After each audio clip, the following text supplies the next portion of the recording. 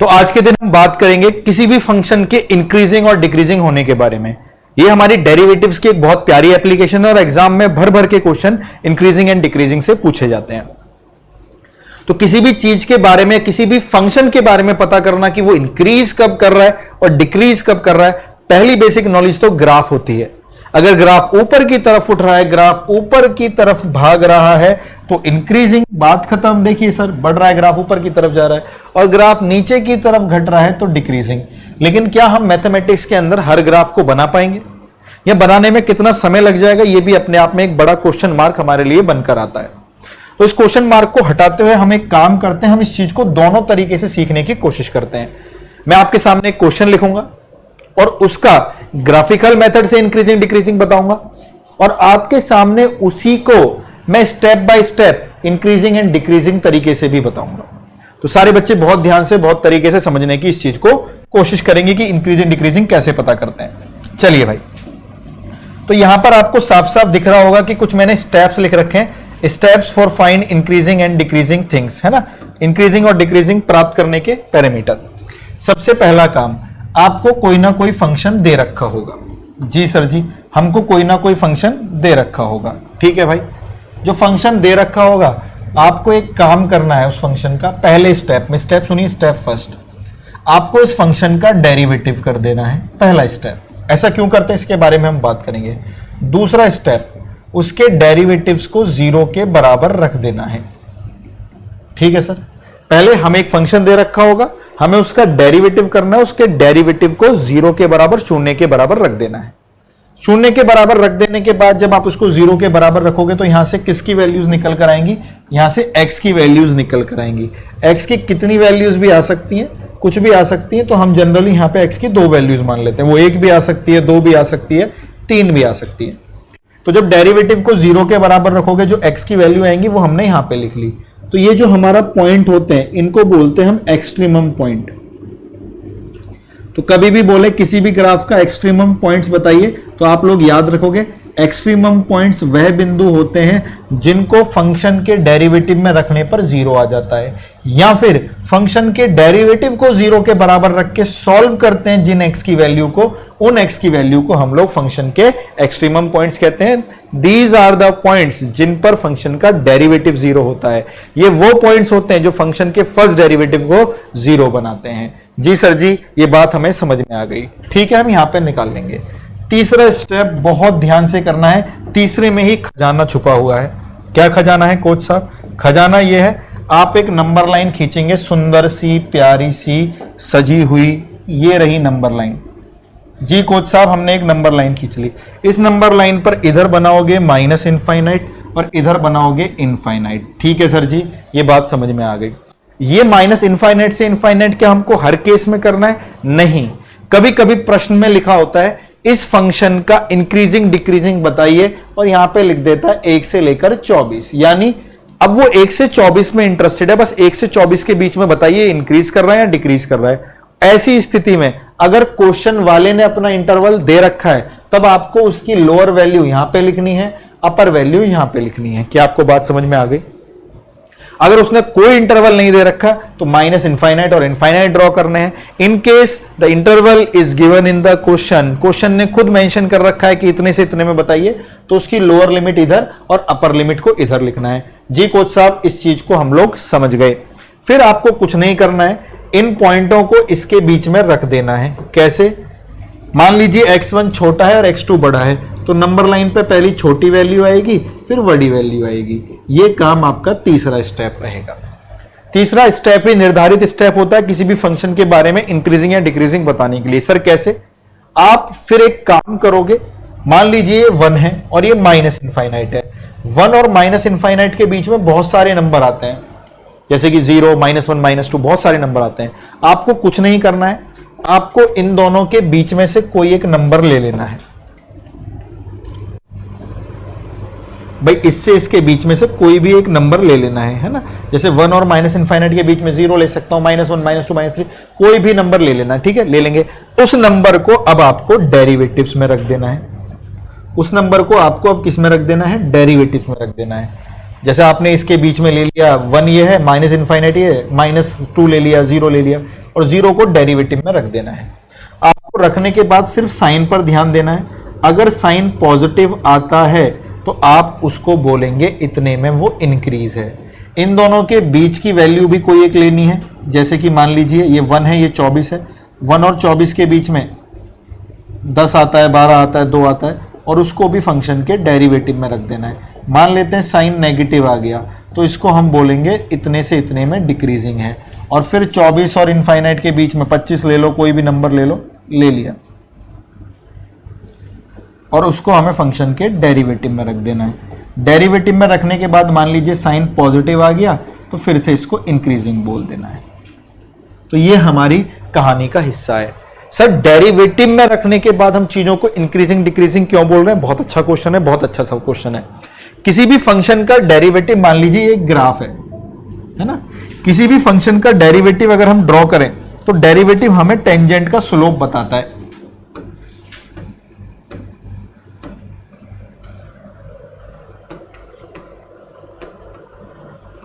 चलो ठीक है, यहां पे आगे कहां है, ये रहा। किसी भी फंक्शन का हम डेरिवेटिव ड्रॉ करें तो हमें वो टेंजेंट का स्लोप बताता है। मान लीजिए मैंने यहां पे एक टेंजेंट खींच दी है ना। अब जब मेरा ये कर्व है, जो मेरा एक कर्व है, कर्व दिख रहा है आपको ये वाला, कोई भी, ये हमारी एक्स एक्सिस है।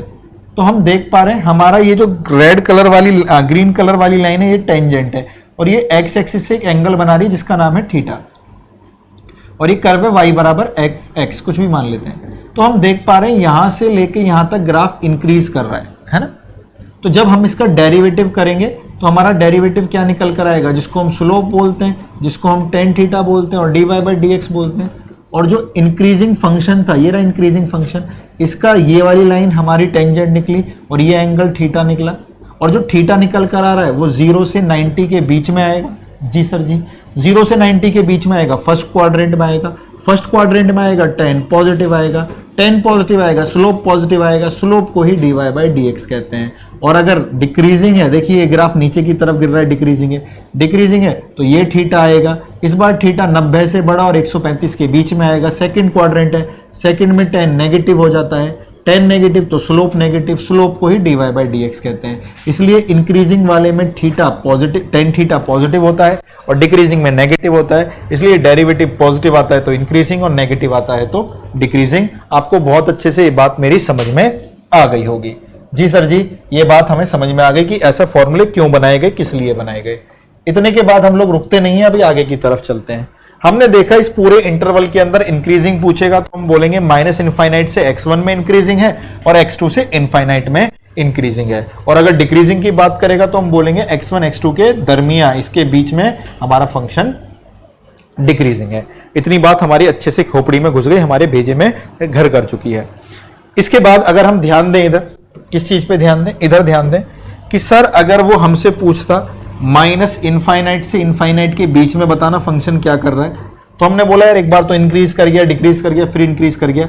अगर एक ही इंटरवल के अंदर 2 बार चीजें हो जाए, यानी इंक्रीज और डिक्रीज हो जाए, तो हम बोलते हैं नाइदर इंक्रीज नोर डिक्रीज, ना ही वर्धमान है ना ही ह्रासमान है।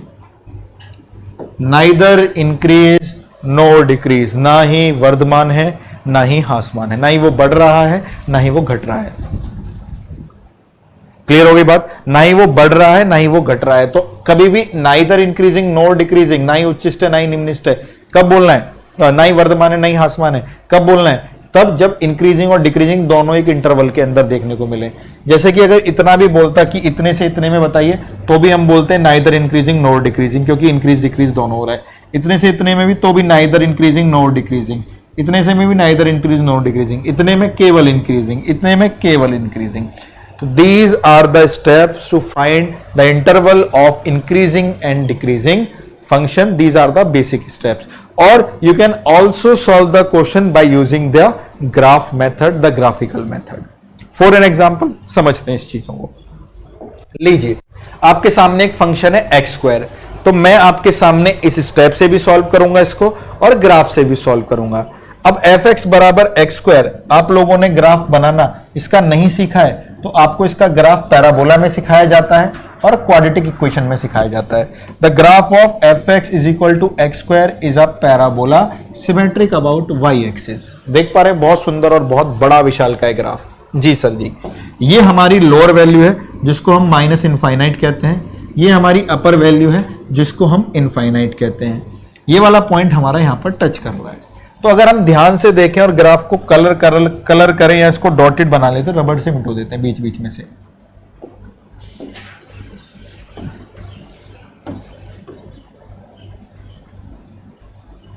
ठीक है, तो हम देख पा रहे हैं हमारा जो ये डॉटेड वाला ग्राफ है, दिख रहा है, ये ऊपर से नीचे की तरफ गिर रहा है और ये कौन है, ये है जीरो। तो हम कह सकते हैं अगर हमारा ग्राफ नीचे की तरफ गिर रहा है तो किसी भी पढ़े लिखे को भी या अनपढ़ को भी दिखाओगे तो हर इंसान यही बोलेगा, अबे चीजें गिर रही हैं तो डिक्रीजिंग, गिर रही हैं तो डिक्रीजिंग। आपकी जेब से पैसा खर्च होता जा रहा है, खर्च होता जा रहा है, खर्च होता जा रहा है, तब क्या होगा, डिक्रीजिंग। जी सर जी। और जब चीजें ऊपर की तरफ बढ़ रही हैं तो इंक्रीजिंग। तो कोई मुझसे बोले कि एक्स स्क्वायर क्या है, बच्चे सोचते हैं एक्स स्क्वायर तो हमेशा पॉजिटिव होगा, इंक्रीजिंग। अबे फंक्शन को देख के इंक्रीजिंग डिक्रीजिंग नहीं बताते, फंक्शन के डेरिवेटिव को देख के इंक्रीजिंग डिक्रीजिंग बताते हैं।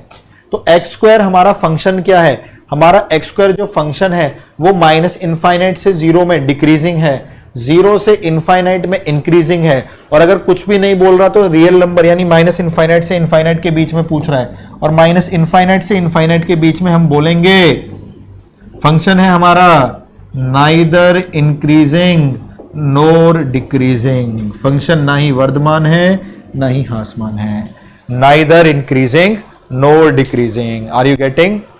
तो these are the basic step. तो फंक्शन हमारा एक्स स्क्वायर इंक्रीजिंग भी है, कितने से कितने में, जीरो से इनफाइनाइट। कोई पूछे एक्स स्क्वायर भाई 1 से लेके 10 में बताइयो, अरे जीरो से इनफाइनाइट में इंक्रीजिंग है तो 1 यहां होगा 10 यहां होगा, 1 से 10 में भी क्या है, इंक्रीजिंग, इंक्रीजिंग के इंटरवल में तो इंक्रीजिंग, डिक्रीजिंग माइनस इनफाइनाइट से जीरो, और पूरे से पूरे में नाइदर इंक्रीजिंग नोर डिक्रीजिंग। अगर ये आपसे पूछता कि बताना भाई -5 से लेकर 5 तक क्या है ये, तो डिक्रीजिंग फिर इंक्रीजिंग, तो नाइदर इंक्रीजिंग नोर डिक्रीजिंग। यहां तक आपको क्लियर हो गया होगा। डेरिवेटिव कभी भी जीरो हो ही नहीं सकता, या तो डेरिवेटिव पॉजिटिव होगा या नेगेटिव होगा। सर क्यों? अभी मैंने आपको बेसिक स्टेप नहीं बताए। जीरो किन पर होगा, इन दोनों वैल्यूज पे ही तो होगा जो डेरिवेटिव को जीरो के बराबर निकल कर आए। तो इन वैल्यूज के बीच में रखना है आपको, तो डेरिवेटिव कभी जीरो आ ही नहीं सकता, तो या तो पॉजिटिव आएगा या नेगेटिव आएगा। ठीक है सर। सर आप इस क्वेश्चन को हमें ऐसे भी करके दिखा सकते हैं बेसिक स्टेप से? बिल्कुल, चलिए मेरे साथ ये 3 स्टेप लिखने की कोशिश करिए, हम इन तीनों से आपको करके दिखाते हैं। पहला, फंक्शन तो लिखा हुआ है एक्स स्क्वायर। दूसरा पहला स्टेप, फंक्शन का डेरिवेटिव कर दीजिए 2x। दूसरे स्टेप में फंक्शन के डेरिवेटिव कौन था, 2x, उसको जीरो के बराबर करके x निकाल लीजिए। तीसरा स्टेप, आप उसकी नंबर लाइन को देखिए, अगर उसने कुछ भी नहीं दे रखा तो नंबर लाइन माइनस इनफाइनाइट से इनफाइनाइट वाली होगी। ये लाइन है माइनस इनफाइनाइट और ये है इनफाइनाइट, इसके बीच में होगी। और यहां पे x कितना है, 0, तो यहां पे हम x को 0 ले लेंगे। क्लियर हो गई बात? अब इन दोनों के बीच का कोई भी नंबर -1 आता है ना इन दोनों के बीच में, इसके डेरिवेटिव में रख के देखिए। अरे -1 आता है ना जीरो से और माइनस इनफाइनाइट के बीच में, -1 को डेरिवेटिव में रखोगे -2 आएगा। क्या आया, नेगेटिव। ठीक है सर। और इन दोनों के बीच का कोई भी नंबर, जीरो और इनफाइनाइट के बीच का कोई भी नंबर हम लोग ले सकते हैं, 1 ले सकते हैं। तो 1 को डेरिवेटिव में रख के देखिए, 1 को डेरिवेटिव में रखोगे 2 × 1 2 आएगा, और 2 है पॉजिटिव। तो हम कह सकते हैं भाई ये सिंपल सी बात क्या, कि इतने से इतने में नेगेटिव हो रहा है तो डिक्रीजिंग, और इतने से इतने में पॉजिटिव हो रहा है तो इंक्रीजिंग। और अगर ये पूरे इंटरवल की बात कर रहा है कि पूरे में बताओ, तो पूरे में तो इंक्रीजिंग डिक्रीजिंग दोनों हो गए। बोलिए नाइदर इंक्रीजिंग नोर डिक्रीजिंग। मुझे लग रहा है अब आप लोगों के सारे डाउट्स क्लियर हो चुके होंगे, है ना? मुझे लग रहा है आपके अब सारे डाउट्स क्लियर होंगे। We have solve this question by using our graphical method, है ना? There are some question in which we can also draw the graph, and without using all these step we can direct recommend the function is increasing, decreasing or either increasing or not decreasing. But there are some many functions जिनका graph बनाना possible नहीं होगा exam के अंदर। सो उन questions को हम लोग इन basic 3 approaches के साथ खत्म कर सकते हैं। So these are approaches to find the function is increasing और डिक्रीजिंग। तो ऐसे ही कुछ मस्त क्वेश्चंस अभी और करेंगे हम लोग। ग्राफ जिनका बनाना पॉसिबल है मैं आपको बताऊंगा, और जिनका अगर डेरिवेटिव से करना पॉसिबल है वो भी मैं आपको बताऊंगा। इतने के बाद आपके वो क्वेश्चन जो भी एग्जाम में आएंगे, 1 आए, 2 आए, 3 आए, या हेडिंग बना के कई सारे दें, वो सारे के सारे आपके पेपर में हो जाएंगे। ठीक है, चलिए आगे की तरफ चलते हैं। आगे की तरफ चले, आपका एक फंक्शन है मॉडुलस एक्स। अगर किसी को मॉडुलस एक्स का ग्राफ आता है तो आपको 11th क्लास में बहुत अच्छे से पढ़ाया गया होगा, लेकिन कई कई बच्चों की 11th क्लास ऑनलाइन होने की वजह से या किसी और रीजन की वजह से उतनी अच्छी नहीं जा पाती है, कोई बात नहीं। तो लीजिए हमने मॉडुलस एक्स का ग्राफ बना दिया। किसका ग्राफ बना दिया भाई हमने? मॉडुलस एक्स का ग्राफ। ये ग्राफ होता है y is equal to modulus X का।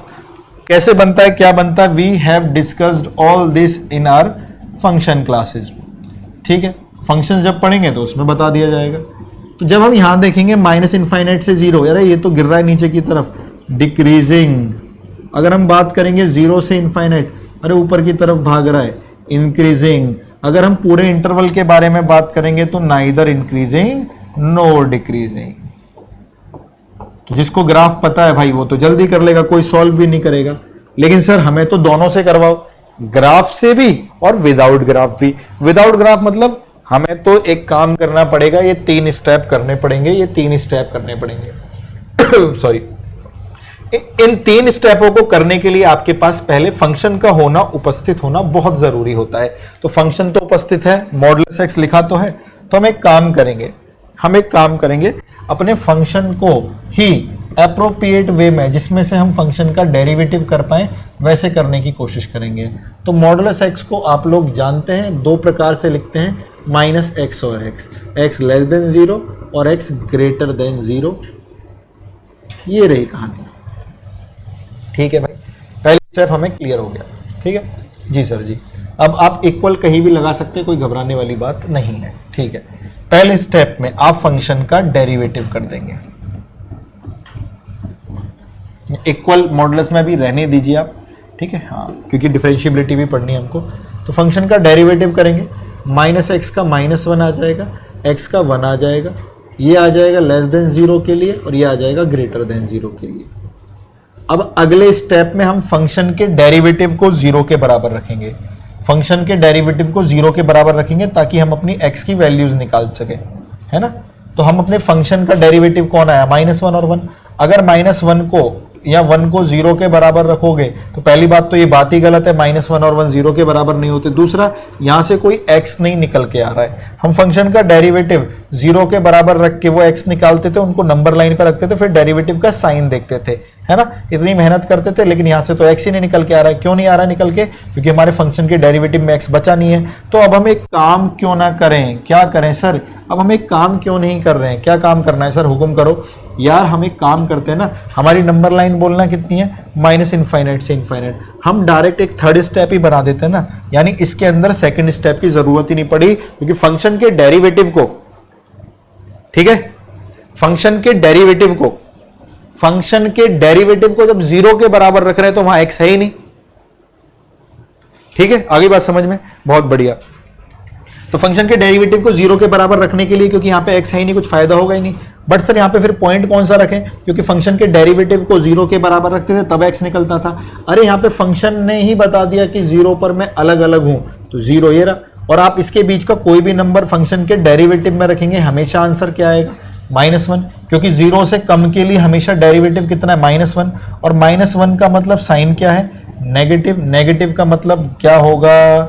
डिक्रीजिंग।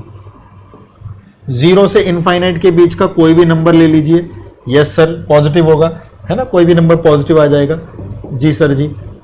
कोई भी नंबर ले लो पॉजिटिव, और उसे जब रखोगे 1 में तो डेरिवेटिव में 1 ही आएगा। 1 तो खुद पॉजिटिव है, तो इंक्रीजिंग, यानी ये तो और आसान हो गया। इसमें हमें फंक्शन के डेरिवेटिव को 0 के बराबर रखना ही नहीं पड़ा, क्योंकि हमारे फंक्शन का डेरिवेटिव ही कांस्टेंट हो गया। Neither increasing nor decreasing, neither increasing nor decreasing. तो दीज आर द स्टेप्स। तो मॉडुलस को आज के बाद आप ऐसे भी कर सकते हैं, ऐसे भी कर सकते हैं, आपको क्लिक करना है। क्लियर हो गई बात? चलें आगे की तरफ। जी सर जी। आगे हमारा कौन सा फंक्शन डिजाइन है? fx is equal to X cube. fx बराबर x क्यूब का हम लोग पहले बनाएंगे क्या? छूमंतर वाला ग्राफ बनाएंगे। एक्स क्यूब कौन सा फंक्शन है, इवन या ऑड? सर x में अगर हम 2 का क्यूब करेंगे तो प्लस का 8 आएगा, और माइनस 2 का क्यूब करेंगे तो माइनस का 8 आएगा, यानी ये तो सर ऑड फंक्शन है। और ऑड फंक्शन किसके सिमेट्रिक होते हैं, ओरिजिन के सिमेट्रिक। और पॉजिटिव नंबरों का क्यूब पॉजिटिव, नेगेटिव नंबरों का क्यूब नेगेटिव। तो ये रहा ग्राफ किसका, बोलिए, एक्स क्यूब का। किसका ग्राफ, एक्स क्यूब का ग्राफ। पॉजिटिव नंबरों का क्यूब पॉजिटिव, नेगेटिव नंबरों का क्यूब नेगेटिव। जी सर जी, ये बात हमें समझ में आ गई। ठीक है, अब इंक्रीजिंग डिक्रीजिंग देख लेते हैं, ग्राफिकल मेथड से बिल्कुल आराम से दिख रहा है।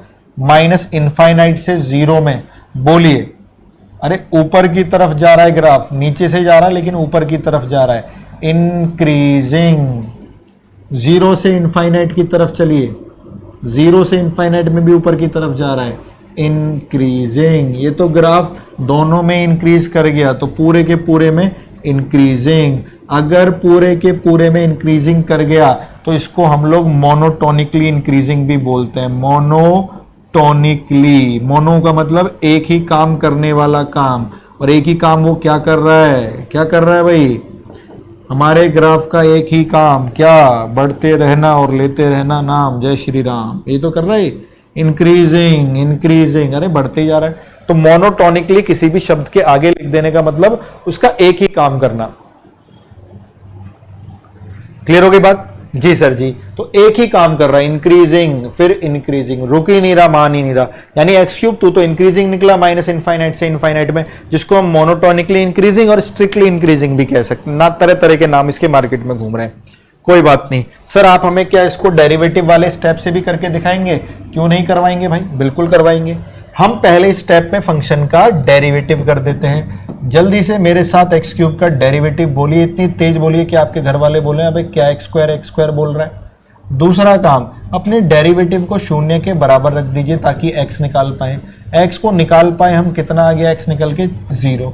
तीसरे स्टेप में उसने जो इंटरवल दे रखा है, कुछ नहीं दे रखा तो माइनस इनफाइनाइट से इनफाइनाइट, और वैसे ही माइनस इनफाइनाइट से इनफाइनाइट दे रखा है, तो उसके इंटरवल को आपको यहाँ पर और यहाँ पर मेंशन कर देना है। जो x की वैल्यू है उसको रास्ते में रखना है। x की कितनी वैल्यू आई लाला, x की वैल्यू आई है भाई साहब 0। समझी बेटी पुष्पा? जी सर जी, समझ गए। तो इन दोनों के बीच का कोई भी नंबर लेके डेरिवेटिव में रख देना है। माइनस इनफाइनाइट और 0 के बीच में दुनिया भर के नंबर है, मैंने -1 ले लिया। जैसे ही -1 को आप लोग डेरिवेटिव में रखेंगे, -1 का स्क्वायर 1 इंटू 3 यानी क्या हो गया, 3 तो पॉजिटिव हो गया, ये आ गया पॉजिटिव। इन दोनों के बीच का कोई भी नंबर लेके डेरिवेटिव में रख देना है। 0 और इनफाइनाइट के बीच में 1 आ गया, 1 को डेरिवेटिव में रखा, 3 आ गया, 3 अगेन इज पॉजिटिव। ये तो पूरे के पूरे में पॉजिटिव निकला, यानी इतने में भी इंक्रीजिंग, इतने में भी इंक्रीजिंग, पूरे में increasing. I hope your all doubts related to the basic steps to find the interval of increasing and decreasing of any function and the graph related to each and every function is clear. Next forward करें, कितने graphs हैं sir? ऐसे कुछ कुछ graphs हैं, इनकी जरूरत भी आपको पड़ेगी। क्यों पड़ेगी? जब आप बनाएंगे area under the curve chapter पढ़ेंगे, ठीक है, एप्लीकेशन ऑफ इंटीग्रेशन, जिसको हम बोलते हैं area under the curve. Hindi में इसका नाम होता है वक्रों द्वारा बनाया गया क्षेत्रफल या वक्रों द्वारा प्रबिद्ध क्षेत्रफल, या फिर इसको हम लोग बोलते हैं समाकलन के अनुप्रयोग। उनमें भी इन ग्राफ की जरूरत पड़ेगी जब आपको क्षेत्रफल फाइंड करने के लिए कहा जाएगा कि इनका एरिया बताइए। तो हर प्रकार से तैयार है अपने आने वाली हर मुसीबत के लिए। आंधी आए, तूफान आए या अंबर झुक जाए, मैं झुकेगा नहीं। ठीक है, चलिए भाई, अगर हम लोग आगे की तरफ चलें तो आगे हमारा कौन सा ग्राफ इंतजार कर रहा है? प्यारे बच्चों, हमारा एक ग्राफ इंतजार कर रहा है x मॉडुलस x, और बहुत प्यारा ग्राफ है, बहुत प्यारा ग्राफ है। ये एक्स स्क्वायर का छोटा भाई, एक्स क्यूब का छोटा भाई है। किसका छोटा भाई? एक्स क्यूब का। सर इसमें तो मॉडुलस है, लेकिन ये भी ऑड फंक्शन है, तो जैसा काम एक्स क्यूब ने किया वैसा ही ये करेगा। सर ये कैसे पता लगा आपको ऑड फंक्शन है?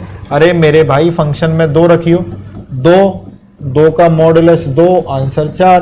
फंक्शन में -2 रखियो, -2 का मॉडुलस 2 की -2 से करी -4। तो 2 रखने पे पॉजिटिव और -2 रखने पे नेगेटिव, वैल्यू सेम है, ये ऑड फंक्शन ही तो करता है। क्यूब क्या करता था, क्यूब भी ये करता था, 2 का क्यूब 8 और 2 -2 का क्यूब -8, तो ये भी ऑड फंक्शन था, 2 पे 8 -2 पे -8। तो जैसा ग्राफ x क्यूब का बना है वैसा ही x मॉडुलस x का बनेगा, बस थोड़ा सा खुल जाएगा। x क्यूब का ग्राफ y एक्सिस से चिपका हुआ था, क्यों? क्योंकि 2 का क्यूब 8, 3 का क्यूब 27, लेकिन 2 का x मॉडुलस x निकालोगे 4, 3 का निकालोगे 9, तो ये ऐसे बना हुआ है ना। कहाँ बना हुआ है? ऐसे बनाऊं ना मैं, हाँ ऐसे ही दिख रहा है आपको। ये किसका ग्राफ है भाई? ये किसका ग्राफ है? किसका ग्राफ है ये? एक्स क्यूब का, है ना, दिख रहा है एक्स क्यूब का। एक्स स्क्वायर का थोड़ा सा खुल जाएगा, एक्स क्यूब का बंद हो जाएगा, एक्स की पावर 5 का और बंद हो जाएगा, एक्स की पावर 7 का और बंद हो जाएगा, दिख रहा है आपको। एक्स की पावर 9 का और बंद हो जाएगा, एक्स की पावर 11 बंद हो जाएगा। ये ग्राफ किसका है? एक्स की पावर 5 मानते हैं, दिख रहा है आपको। एक्स की पावर 5, एक्स की पावर 7, एक्स की पावर 3, एक्स मॉडुलस एक्स, और खुल गया। यानी पावर बढ़ेगी तो ग्राफ चिपकेगा, पावर खुलेगी तो ग्राफ, पावर बढ़ेगी तो ग्राफ खुलेगा, है ना। पावर कम होगी तो ग्राफ खुलेगा, पावर बढ़ेगी तो ग्राफ चिपकेगा। ये हमारे ऑड फंक्शन के ग्राफ होते हैं। किसके ग्राफ होते हैं? ऑड फंक्शन के ग्राफ, ठीक है। पावर बढ़ेगी, ग्राफ को चिपका दो। ये एक्स क्यूब, एक्स की पावर 5, एक्स की पावर 7, एक्स की पावर 9, ये x cube, x modulus x भी ऑड है तो थोड़ा सा और खोल दीजिए, ठीक है। इवन फंक्शन के बारे में बात करें, ये रहा इवन फंक्शन, एक्स स्क्वायर, 2 रखोगे तो भी 4, -2 रखोगे तो भी 4। ये ग्राफ होता है किसका? इवन फंक्शंस का। दिख रहा है इवन फंक्शंस का ग्राफ? ये रहा। ये किसका ग्राफ था? मान लो एक्स स्क्वायर का, एक्स की पावर 4, एक्स की पावर 6, एक्स की पावर 8, एक्स की पावर 10, बस अब ताली बज जाएगी। एक्स स्क्वायर, एक्स की पावर 4 इवन हो गई क्योंकि स्क्वायर के बाद 4 इवन, एक्स की पावर 6, एक्स की पावर 8, तो इस ये है इवन फंक्शंस के स्क्वायर्स का ग्राफ, है ना। इवन फंक्शन की ये है ऑड फंक्शन का ग्राफ। क्लियर है? क्लियर हो गई बात? ये आपने हमें सारे एक्स स्क्वायर, एक्स की पावर 4 इसका ग्राफ बना दिया। तो हमारा ये कौन सा फंक्शन है? ऑड फंक्शन है। सो ऑब्वियस सी बात है ना, क्योंकि हमने -2 रखा था तो -4 आया, 2 रखा तो 4 आया। लेकिन क्यूब नहीं है, क्योंकि अगर मल्टीप्लाई करोगे एक्स की एक्सिस स्क्वायर है ना। तो मॉडुलस के साथ आया लेकिन इवन फंक्शन नहीं है, हमारा ऑड फंक्शन है, तो इसका ग्राफ एक्स क्यूब की तरह ही बनेगा लेकिन थोड़ा सा खुला हुआ बनेगा, क्योंकि पावर कम होगी तो खुल जाएगा, पावर ज्यादा होगी तो चिपक जाएगा। तो एक्स क्यूब का ये बनाया था तो ये बना दीजिए।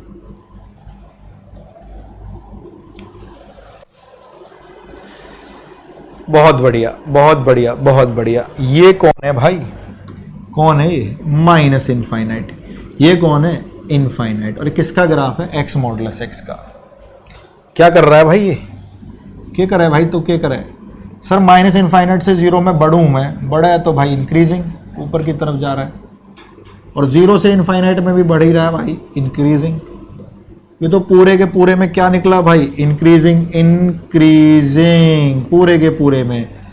We can also say that monotonically increasing. We can also said that क्या? We can also say that क्या? Strictly increasing. गजब गजब गजब फीलिंग आ रही होगी, है ना जी। चलिए सर, क्या हम इसको स्टेप्स के साथ भी कर सकते हैं? Yes, we can perform the same question by using our 3 steps. लेकिन उस 3 स्टेप्स में हमारे पास फंक्शन होना चाहिए ना जानी। लीजिए बना देते हैं। तो मॉडुलस एक्स, एक्स से कम के लिए बोलिए माइनस, माइनस एक्स की एक्स से करी माइनस एक्स स्क्वायर, एक्स से 0 से ज्यादा के लिए एक्स, एक्स की एक्स से करी एक्स स्क्वायर।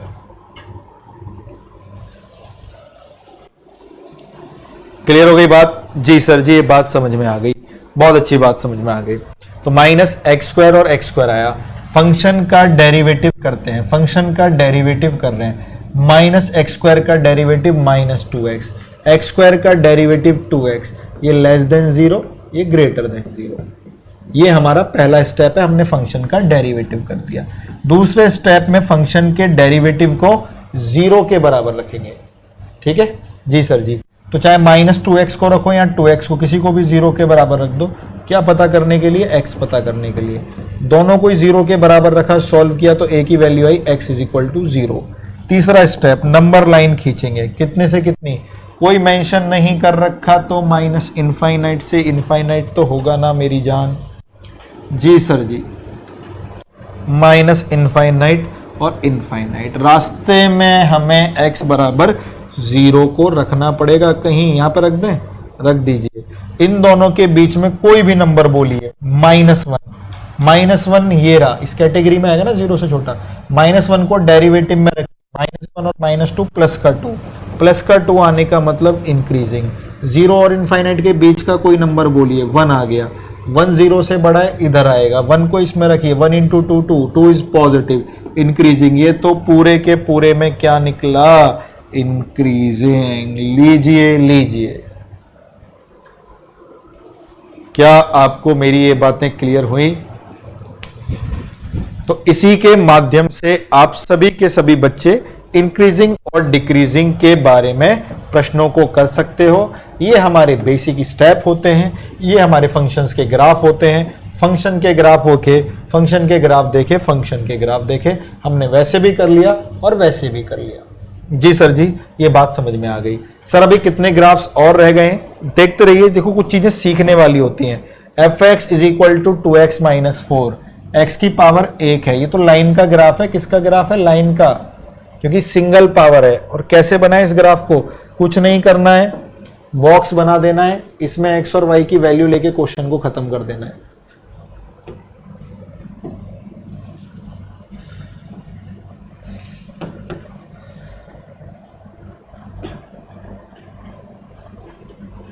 ठीक है, देखना ध्यान से। यहां पे मैंने x लिख लिया, यहां पे fx लिख लिया। चलो fx को 0 रखोगे तो x निकल के आएगा 2, और x को 0 रखोगे तो fx निकल के आएगा -4। तो मैंने 2 पॉइंट ले लिए, x का 2 और y का 0 यहां मिलेगा, x का 2 और y का 0 यहां मिलेगा, और x का 0 y का -4 यहां मिलेगा। ज्वाइन कर दीजिए।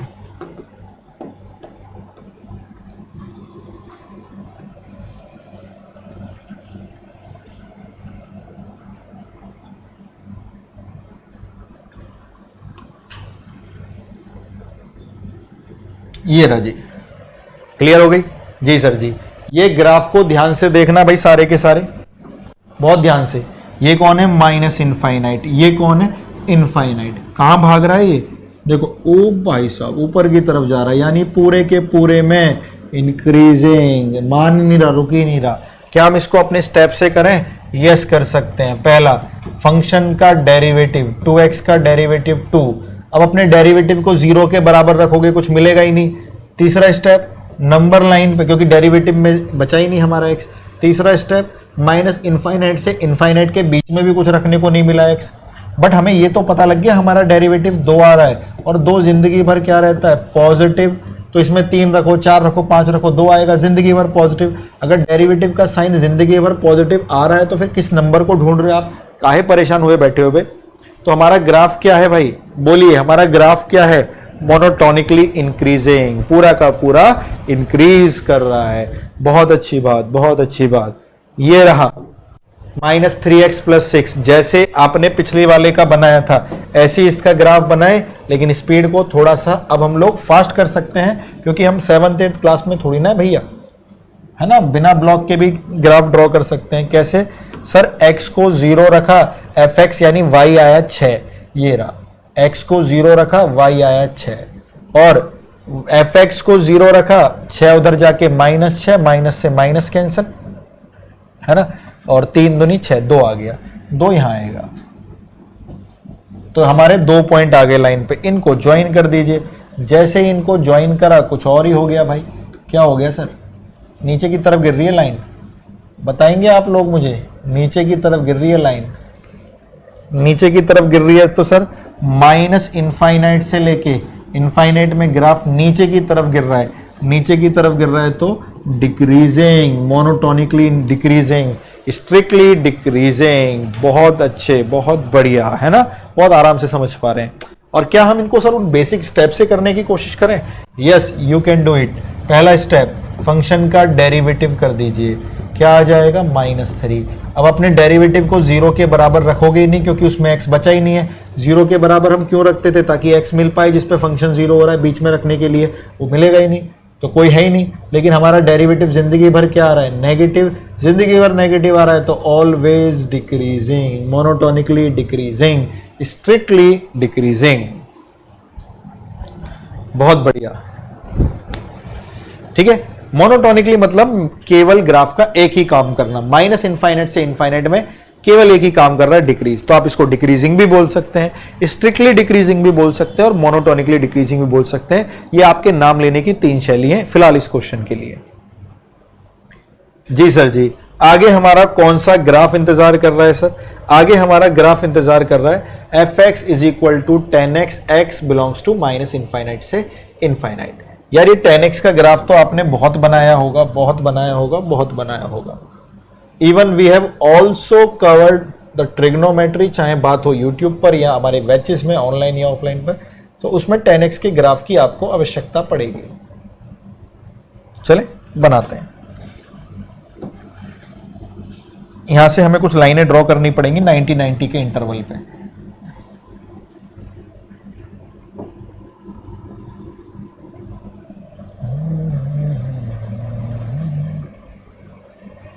लीजिए भाई, अब हम 10 का ग्राफ बनाने जा रहे हैं। बहुत ध्यान से देखने की कोशिश करना। हम 10 का ग्राफ बनाने जा रहे हैं, ठीक है। 10 0 0 10 90 इनफाइनाइट, 4th क्वाड्रेंट, ठीक है।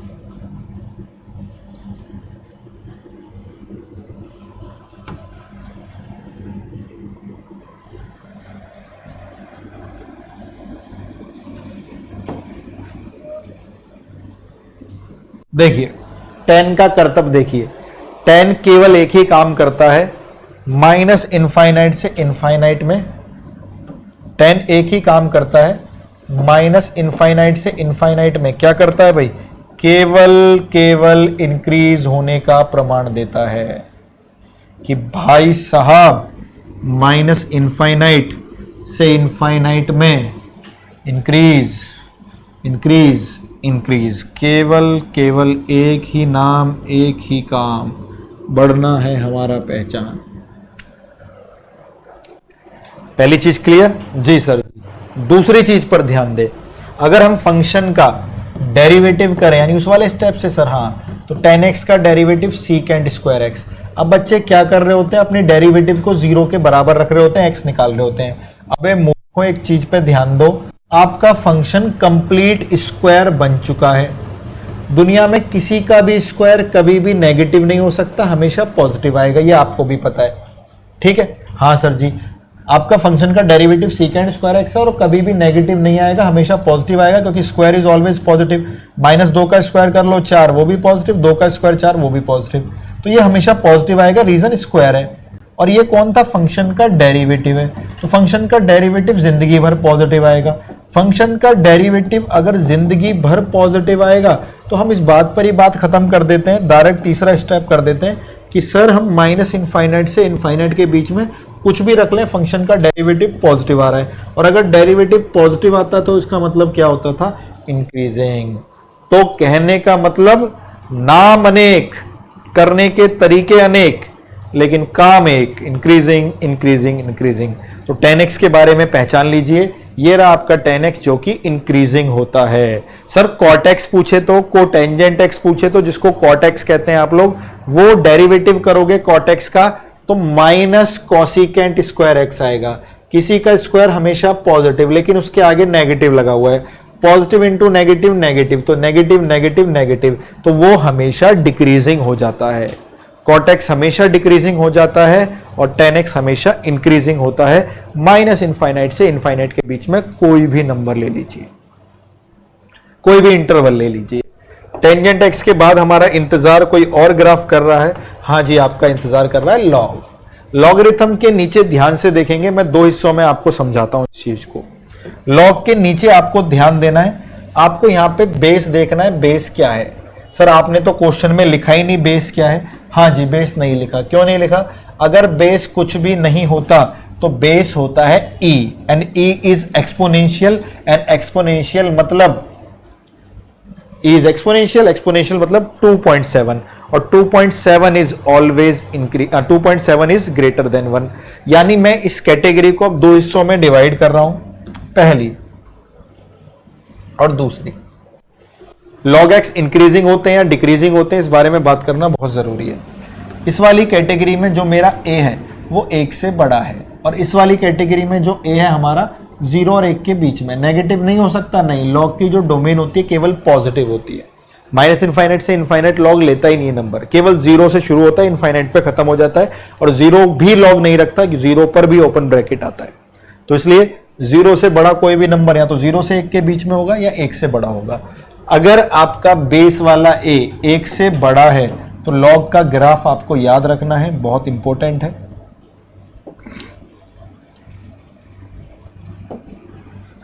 ये रहा भाई log का ग्राफ।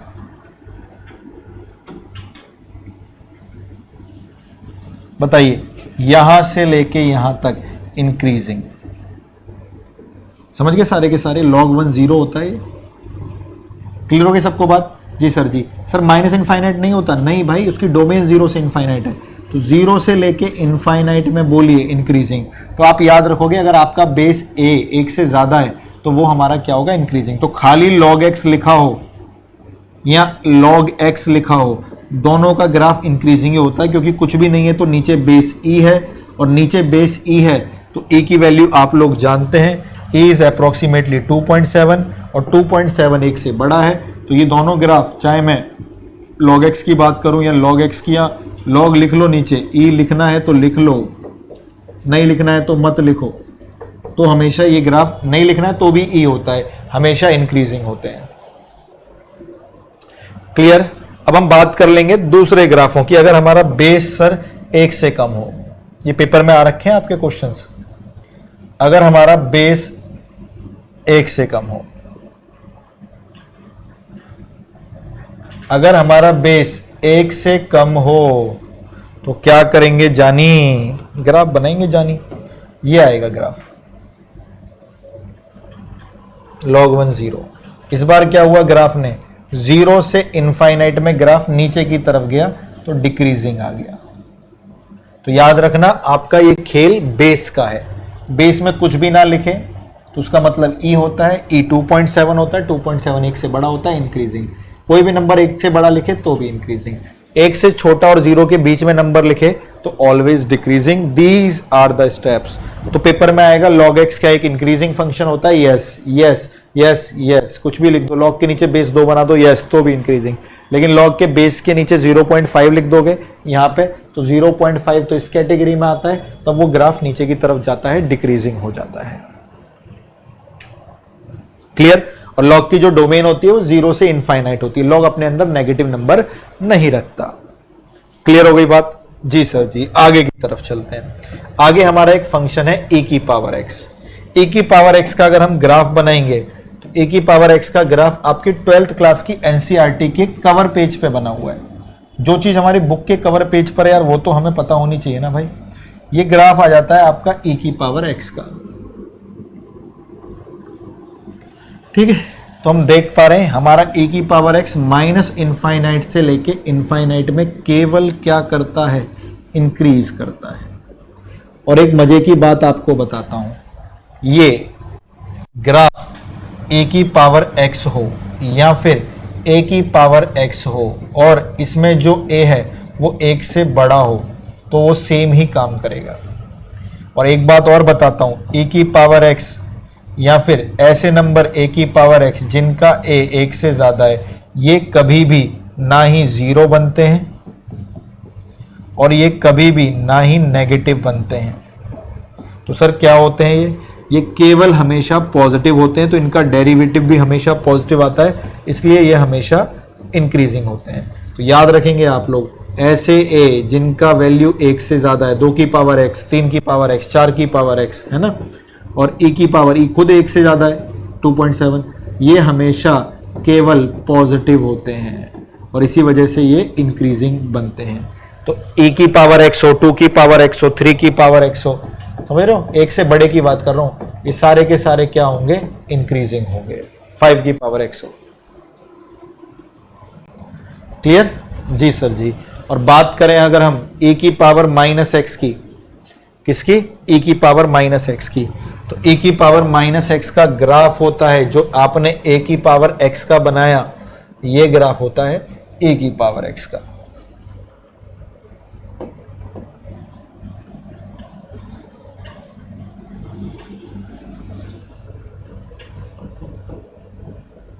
ठीक है, ये ग्राफ होता है e की पावर माइनस एक्स का। ये नीचे की तरफ गिर रहा है, नीचे की तरफ गिर रहा है, तो ये ग्राफ हो जाएगा डिक्रीजिंग।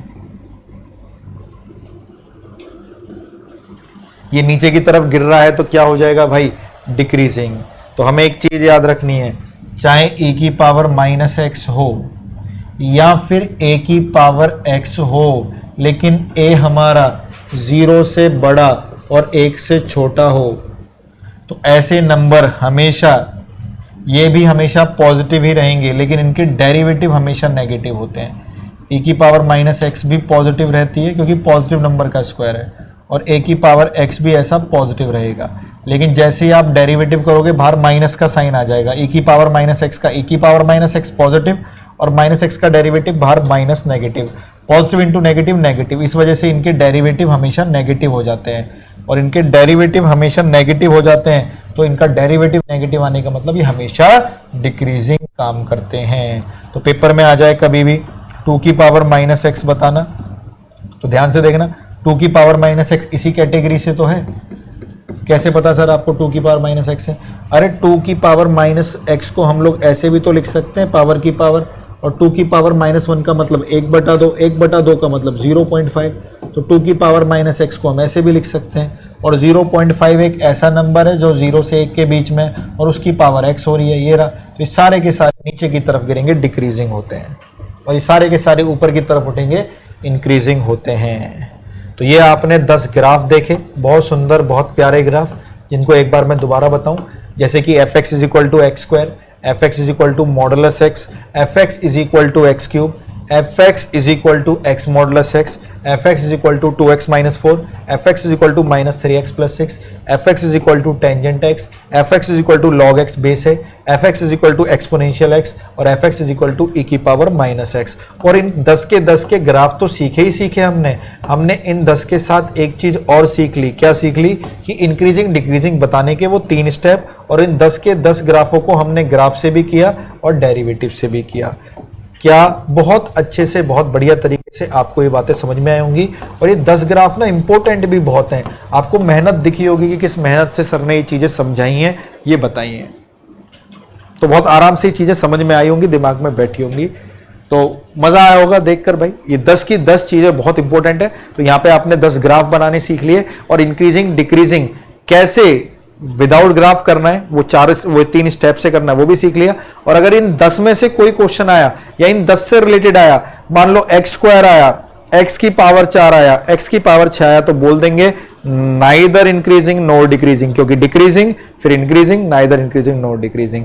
अगर x की क्यूब आई, ये रहा x का क्यूब, x की 5, x की 7, तो भी हम कह देंगे केवल इंक्रीज है। x मॉडुलस x आया तो भी केवल इंक्रीज है। ठीक है, तो मजा आया ना? चलो भी, बहुत फायदा होगा आपको इस चीज को लेकर।